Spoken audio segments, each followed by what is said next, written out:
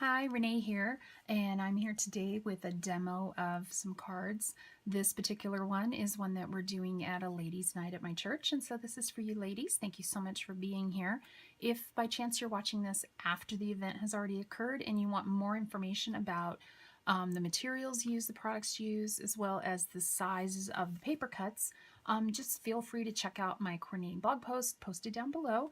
Or if you have any questions, just go ahead and leave those in the comments and I'll get to you as quickly as I can. So ladies, what you have here is you have the envelope, and inside your envelope are all your pieces for this particular card. This particular card, the pattern paper line is called Sangria by Close to My Heart. It's beautiful. I love the rich colors. And the sentiment is thinking of you. Go ahead and take your envelope, place your envelope aside, and you'll have a card base. Go ahead and just take everything out of your card base, put your base off to the side. You will have some of these foam squares. These are my absolute favorite foam squares. They are put out by Scrapbook Adhesives. Hope you can see that without any glare. And I get them at Hobby Lobby. I think they also have them at Joann. They're really inexpensive, and the thing I really like about them is they're thin. If you use foam that's too big, when you go to mail it with the Postal Service, they'll charge you extra because it's too thick. And if you don't put the postage on, your card doesn't get where it's going, and a while later you might get it back. No one wants that. So I like to use these very thin foam squares. So we're going to use those today to give the card a little bit more dimension. You will also have a piece of white and a piece of this purple color. You'll want to put those aside. We're going to use those for the inside of the card. So we don't need those right now while we're working on the front. Then you will also have a piece of square purple, and you'll have the sentiment. Now this sentiment is a little bit different. I wanted to show you some other types of techniques that you can do with card making. Now, because of the size of our group and the time constraints that we have going on with our particular event, I went ahead and did all of the stamping for you, and this was also heat embossed. I don't think you're going to be able to really tell here on the camera. Oh, there you go. See the shine on the sentiment? That is created using a heat embossing technique. If you want more information about heat embossing, you'd like me to do a video on that, go ahead and leave me a comment. I'll be happy to do that. Or you can also just search on YouTube for heat embossing, and you'll get lots of really great videos on how to do that. But pretty much what it is, it's an ink that stays wet for a long time, a pigment ink. And then over that ink is sprinkled some plastic, really small plastic beads. Then they only stick to where the ink was, and then after you've knocked everything off and all you have is what you want, then you run a heat tool over it. It melts all of that plastic, and it creates a raised, shiny picture for you, a sentiment for you. And then the rose that's on the back here, I'll have the information down in the coordinating blog post about the actual stamp set, but it is considered a two-step stamp. The orange color was actually stamped first, and then there was a second stamp that was stamped over the top of it that had this darker, it's actually called eggplant, to give you that two-tone feel without having to actually color this by hand. While I love coloring, I think it would have been a little much to color all 40 of these for you ladies. So two-step stamping is the way to go. Okay, and then the last piece that you have is this piece of pattern paper. This is the Sangria paper that I was talking about. I really love these colors. It is a two-sided paper. However, we are going to be using this chevron. Everyone loves chevrons lately, so we're going to use that. So step one, and it's in your instructions. Step one is going to be to adhere this piece of paper to our card base. Okay, so the first thing we're going to do is we're going to use our adhesive. In your kit, I've provided this particular adhesive. It's by AdTech. It's called Crafter's Tape. This is not acid-free. So for you ladies who scrapbook or do anything like that, I would not use this. It's not really made for items that you're going to keep for a really long time, heirloom type items such as your scrapbooks. But this kind of tape is perfectly fine for doing greeting cards. So I've provided that for you. However, there are some other options for you back at home. This is my favorite type of adhesive. This is called a Scotch Advanced Tape Glider, also called an ATG gun. And I got mine at Hobby Lobby. They're a little pricey, so make sure you use their 40% off coupon. Save yourself some money so you can buy the tape refills. Different kinds of tape refills can be had for this. The tape that I'm using today is just a regular crafter's tape, just like this one. It is not acid-free, so I would not use this in your scrapbooks. They do have an acid-free refill that you can use. It is quite a bit more expensive, so I keep that only for when I'm using it for my scrapbooking. Another type of adhesive that you can use if you like the idea of being able to put your item down and then move it a little bit. These are both fast drying, but they're not instantaneous sticking. When you're using a tape runner, you're going to have instantaneous. When you put it down, it's there.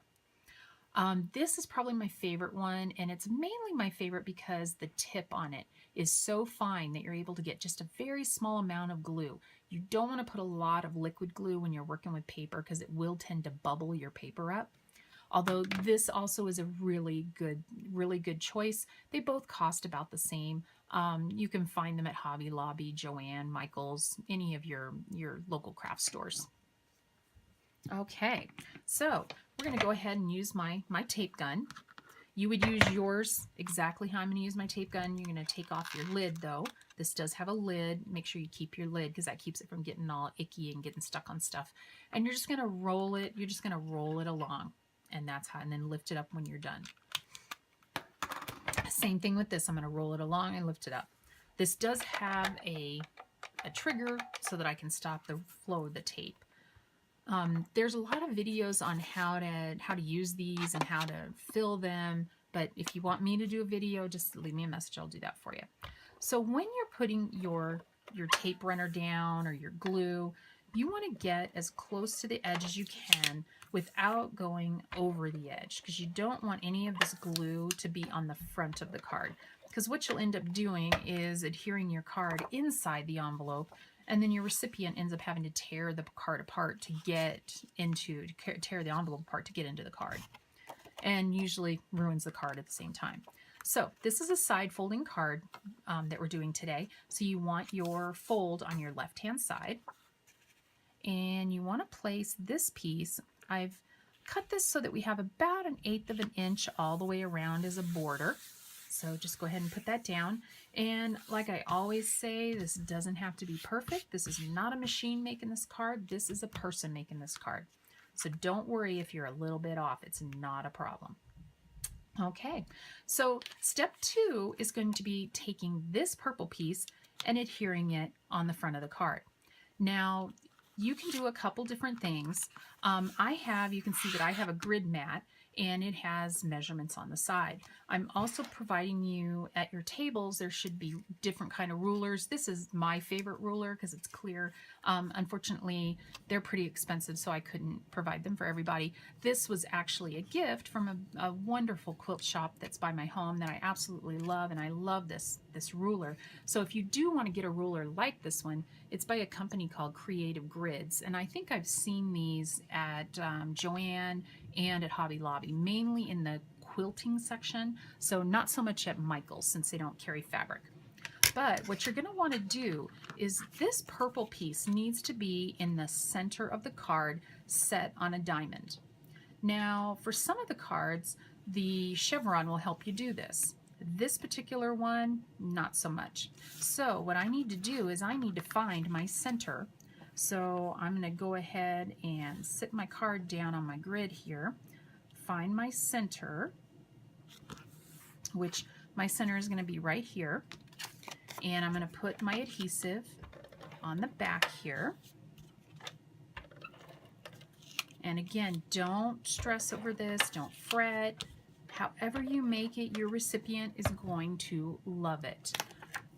There aren't very many people who actually make their own cards. So when your recipient gets this card from you, it is going to be unique. Okay, so what I do here is I know that these marks right here are my halfway mark. So what I'm going to do is I'm going to line up my little piece here And be careful, because once it touches the paper, it's there. And go ahead and set that down. Okay, so now you've got your little square, or I guess we could call it a diamond at this point. Okay, so go ahead and just sit that aside for a moment and grab your sentiment and grab your foam squares. Okay, what you're going to do is you're going to put a foam square on each of these four corners. If the sentiment was really any larger than it is, I might put one in the middle because I don't want it to sag in the middle. However, this particular sentiment is small enough that the 4 will give it the stability that it needs. Okay, so put them pretty close to the edge, but not right on the edge. You don't want them to actually stick out and then accidentally get them glued to the envelope. So this is sort of what it looks like. It's right about there. Okay, then what you can do is you can pull off, they have paper backing on them. Go ahead and pull off all your paper backing. And once you do that, be careful, because these little guys, they are sticky. They will stick to everything. Okay, so that's how we're going to put our sentiment on. So exactly the same way we did this, but this time you've got this to follow, and you've got about 1/8 of an inch. So for me, I need to turn it sideways to help myself. So I'll try to stay in the camera, and you want to put it down and give yourself 1/8 of an inch on each side, and then push your 4 pieces down. And that is what you should have, and you'll have some dimension there. Okay, so that's the outside done. Now we're going to do the inside. For that, you need those 2 pieces that I told you to put aside before. And if you hear any strange noises, my dog has decided he wants to come see what I'm doing and who I'm talking to. And he is poking me in the leg because he wants attention. He's an attention hound. Okay, so this one is just like the front of the card. You're going to have that 1/8 of an inch all the way around. That's just my favorite. That's what looks good to my eye. But if you want more, if you want less, you feel free to do what looks good to you. So now you bring your card base back, and what we're going to do is we are going to put this piece we just layered right here, and that's where you can write your note to your recipient. If you want to do some stamping, you can do that. If you're going to do stamping, or if you think you're going to write a lot, I would recommend doing that before you glue it down. That way, just in case you make a mistake, you can just flip it over and use the other side. No one is ever going to be the wiser. And this cardstock is from close to my heart. The solid color is as well, and it's a good quality cardstock. It's pretty thick, so you shouldn't, unless you're really heavy-handed with a ballpoint pen, it shouldn't show through to the other side. And unless you're stamping with a really juicy stamp pad, it shouldn't show through either. Okay, so just glue that in with 1/4 of an inch all the way around, and that finishes off your card really nice. And there you go. Now you have a nice thinking of you card. Perfect if someone is under the weather. You can also use this for sympathy card if you want to let someone know that you are thinking of them, or just as a random act of kindness and send it to someone. You never know what someone's going through, and they may love it. So again, thank you for watching. If you have any questions, comments, just go ahead and put them down in the comment section below, and I'll get back to you. And check out the coordinating blog post for all of the measurements, as well as information on all of the products that I used. Thank you so much. I hope you have a great day.